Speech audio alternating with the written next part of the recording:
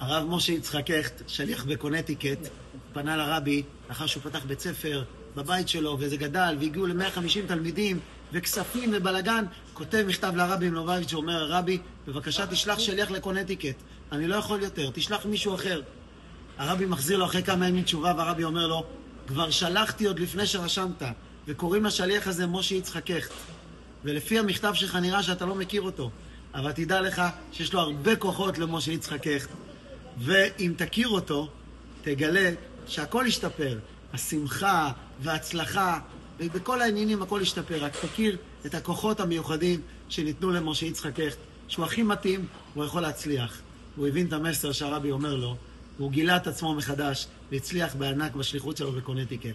כל אחד לפעמים מרגיש, די, אני לא יכול, זה יותר מדי בשבילי. אבל אם נכיר את עצמנו ונשב עם עצמנו, ונכיר את הפוטנציאל הענק שיש לנו, אנחנו נצליח בענק לחיים לחיים.